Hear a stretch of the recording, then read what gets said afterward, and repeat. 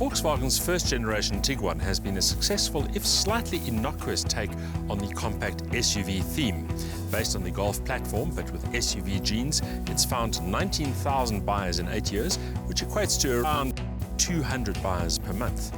This is the brand new second-generation Tiguan, and Volkswagen clearly hopes to improve on those sales figures. It's also the first SUV in the Volkswagen Group to use the brand new MQB platform, which of course we know from the Golf 7. It's lighter and stiffer, and together with a range of new generation engines, it promises to be a very competent vehicle indeed. On paper, the benefits of the new platform should include tidier, more responsive handling, improved performance thanks to the reduced weight and higher levels of refinement. For the Tiguan, it therefore promises a major leap forward in overall dynamic appeal and sophistication. While the original Tiguan styling was best described as inoffensive, this car makes a much stronger statement. It has a bolder, chunkier look about it and also a more purposeful stance. Especially distinctive, this very angular front end, and the result is a car that actually turns heads, especially in the R-Line version as tested here.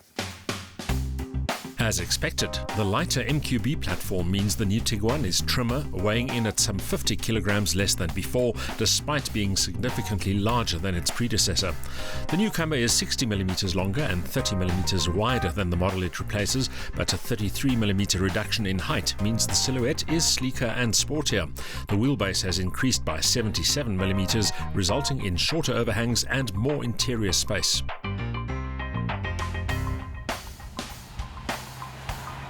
The more generous dimensions of the new Tiguan also translate into a more spacious interior. The execution is also more upmarket, and it has a configurable display and also this nice large touchscreen for the infotainment system. The rear bench seat slides fore and aft by 180 millimeters, which means that you get to choose between more knee room and more cargo space.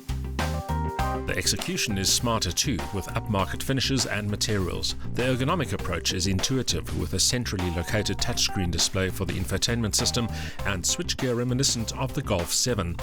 The active info display is Volkswagen's take on the Audi virtual cockpit, but is an expensive optional extra.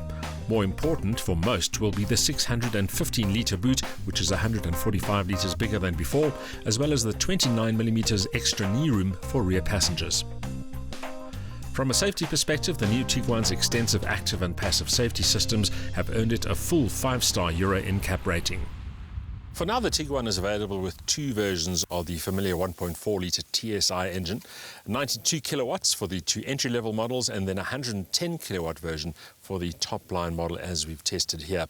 Transmission choices: 6-speed manual if you're using the 92 kilowatt 1.4 and a 6-speed DSG for the 110 kilowatt engine. Front-wheel drive for now is standard, but of course more engine and transmission options to come.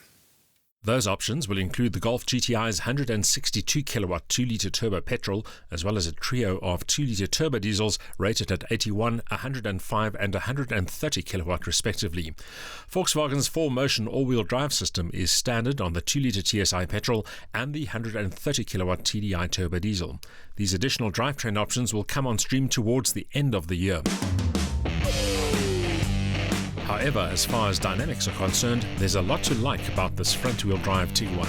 It might only have a 1.4-litre capacity, but the Tiguan's 110 kilowatts means that it feels quite frisky on the move.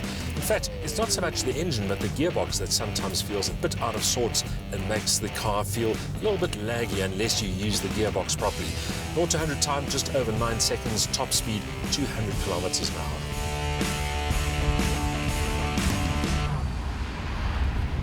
That apparent reticence at lower revs is surprising, but once up and running, the Tiguan feels swift and composed. The steering is precise and the handling sure-footed, even when pressing on. The ride is tauter than expected though, which may be due to those optional 19-inch wheels and ultra-low profile tyres. 17-inch rims won't be as sexy, but will offer better ride comfort and will also cope better with rougher terrain. For performance fans, expect the 162 kilowatt version to be a real flyer. Compared to its predecessor, this new generation Tiguan is a big step forward. It's smarter and more upmarket, and the interior has more style and also more space. By the end of the year, there'll also be more engine options and a 4-wheel drive version as well. But of course, all those improvements and also all the options available for this car do come at a price. And in that sense, this Tiguan is reaching into much more upmarket territory than before. In fact, we're wondering if it's maybe stepping on Audi's toes.